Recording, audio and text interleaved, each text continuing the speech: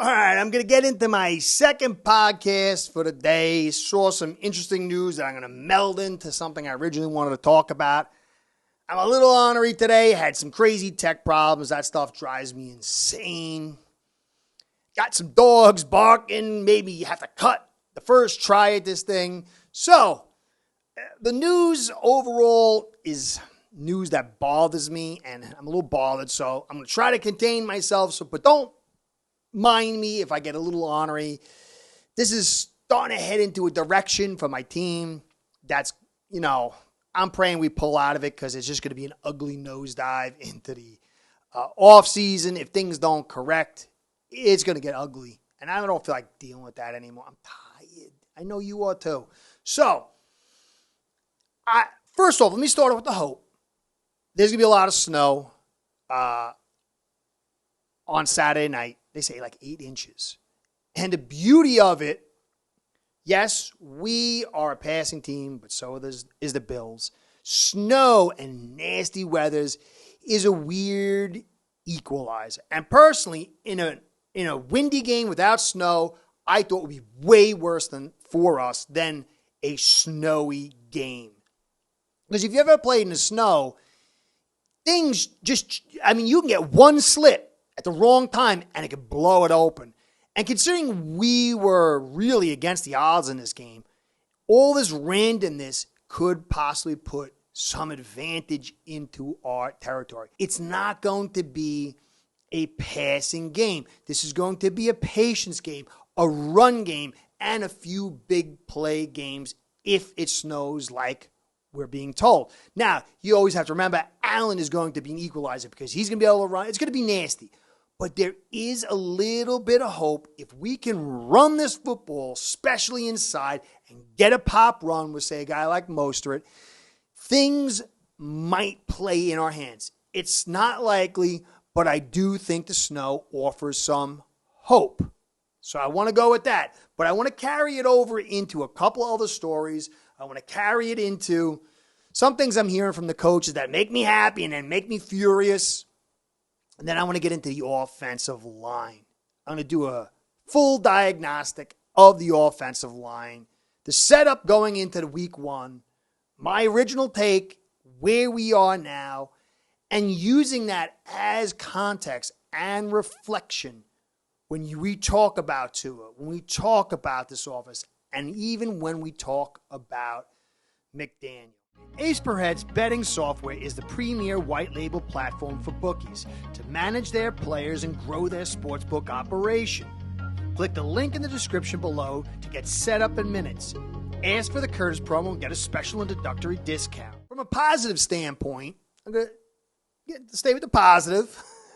I feel a little positive now. Some of the craziness of the tech stuff and the dogs is leaving me. I like that Josh Boyer came out and said, I screwed up.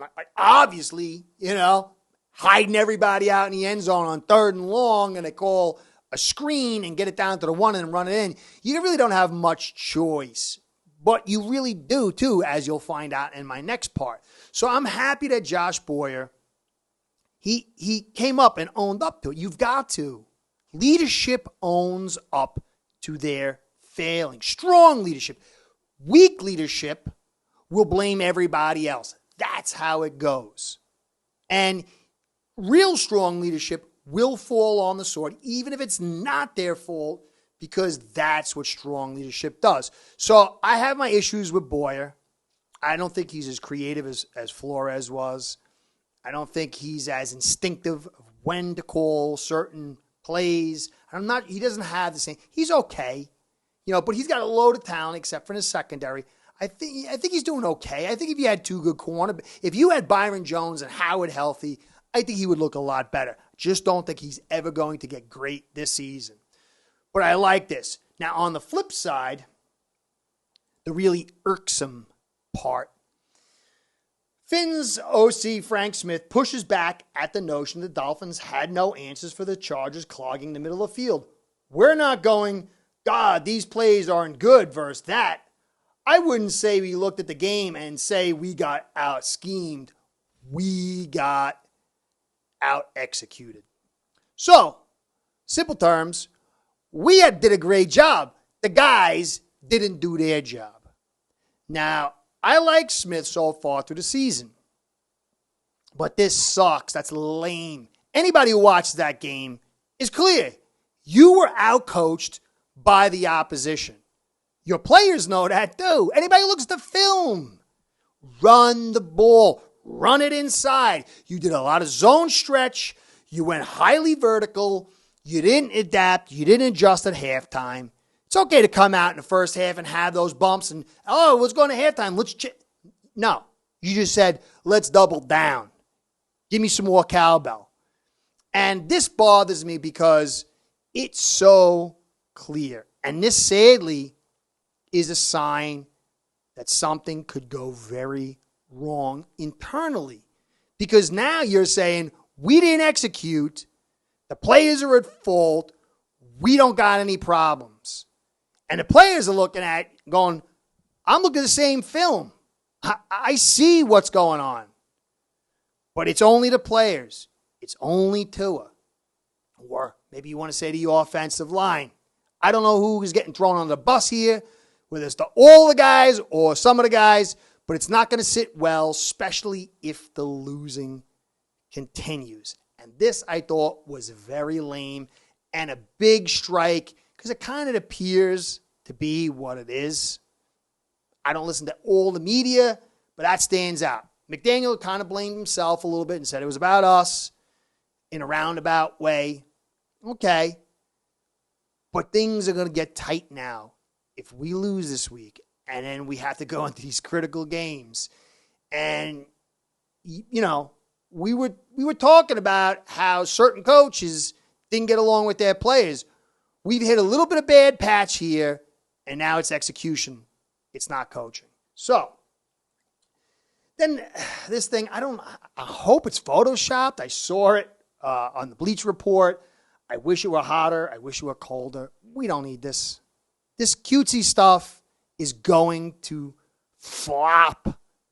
And it's going to get worse and worse if we keep losing. There's certain times to break this stuff out, trying to be funny, trying to do a little poke fun at the media or have fun. But it gets less and less useful the more you struggle. And to me, this is annoying. I don't want to see this. I mean, if McDaniel wants to do it, fine.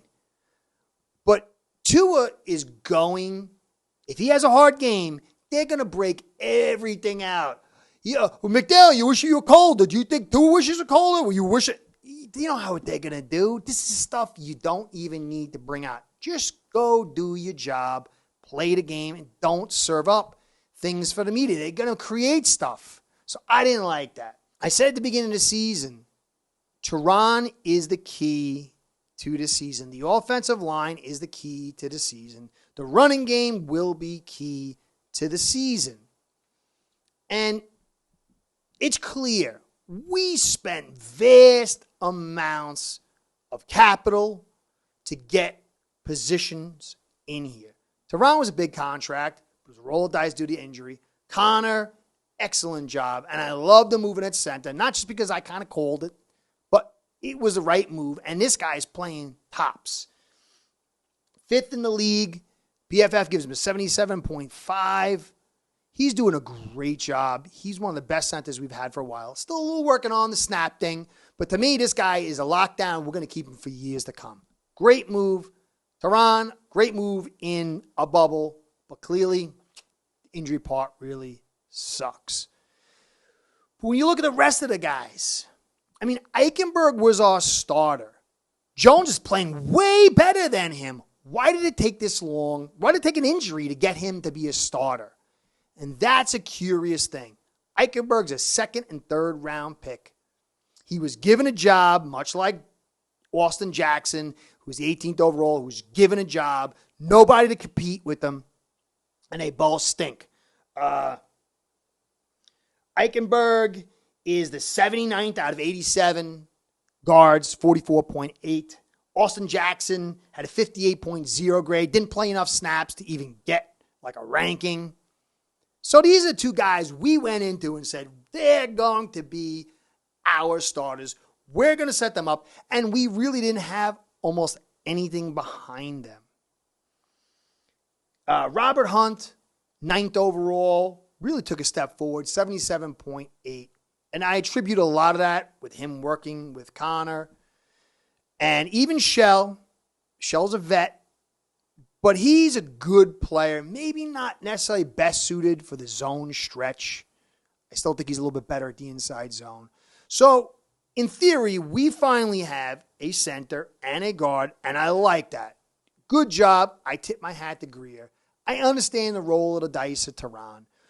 But it's everything else that makes no sense. And as I said, if there's 4 games left, and so the evaluation is not complete. But if we flop because of this offensive line, Greer's got to take the full blast on it. And the same token, if he cobbles together this group, and we actually end up doing something, he deserves a tip of the hat. But think about that. Liam Eichenberg and Austin Jackson, 2 of the worst at their position, both injured and knocked out, and nobody to really replace him. Shell was off the streets. You didn't have a plan B. Eichenberg had Jones behind him, and that was a little bit of a surprise because they didn't really train him there. But then you have Michael Dieter, who you could have traded. People wanted him. You didn't trade him. And he's no good because he's not even playing guard. So you literally have 3 guys that are of zero worth. Zero. Brandon Shell, like I said, came off. Fisher came off the deal. And Greg Little, that was your backup plan. Greg Little is 79th out of 79th tackles in the league with a 32.4 grade. So your current starters are probably going to be Fisher and Shell, who you picked off the streets. That's how we rolled into the season. And because our offensive line, even when it was healthy originally, could not run block, we have not set up a running game. And I spoke how these ugly games as the season progresses are going to demand a running attack. And I don't understand, our run game quarter doesn't want to run the football, but we still couldn't do it much anyway against most teams that even have an average defense. Chargers, Browns, we could make hay. But at least with the 49ers, the running of the football wouldn't have been super effective, but it might have drove them out of that 4-man rush and 7-man shell, and it would have been at least something on the table. But clearly, we don't got the talent to run our zone stretch. Jones is better at inside zone. I'd still say Hunt is better at inside zone. Shell is not designed to be a tackle at all, especially outside zone. We got issues, but it wasn't foreseen heading into this season. Now, it expands deeper into that. Our tight ends, Hunter Long, 3rd-round pick. How's he doing? He ain't doing anything.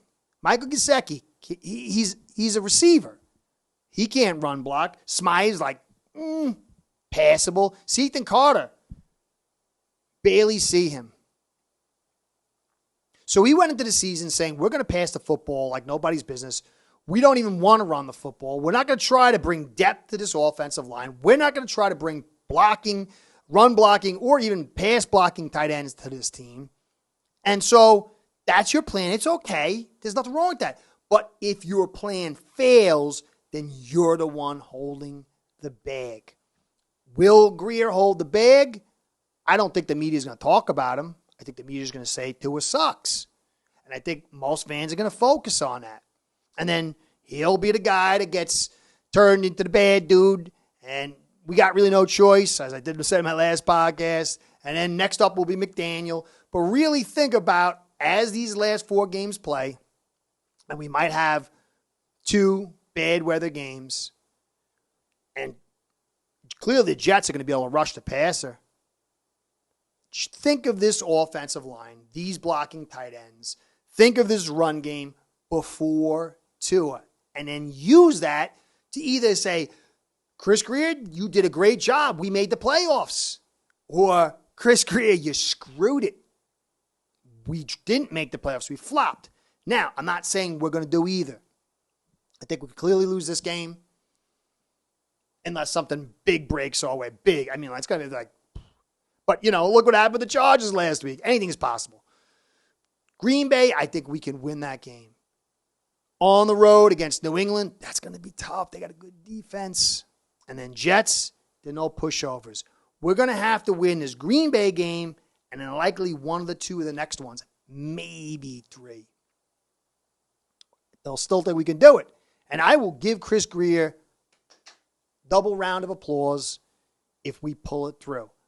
But we have to remember, keep our eyes on the ball, that framework first. And what was the framework that McDaniel, this team, Tua, everybody was given?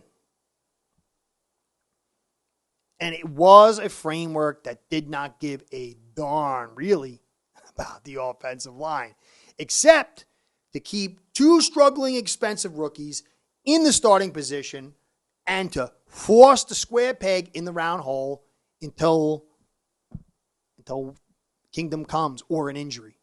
So that's what I wanted to say, except one last part. I forgot to put that in. Zach Tom, we're going to see him next week. I'm not sure if he's going to start, but he's a guy that I wanted to get. I wanted Zach Tom, and he's playing phenomenal. He's got 152 plays at left tackle. He's given up 5 pressures total, 96 at left guard, 13 at right guard, and he's the third best O-lineman on their team and the 50th best O-lineman pass blocking wise in the league. And we went with EZ. And McDaniel said that was his guy. So really, we have to understand there is a flaw with this team as far as their understanding of offensive linemen, the value of them, and even the talent. This guy he came to the Miami facility and he interviewed. Tyndale's not playing, really. EZ's not playing.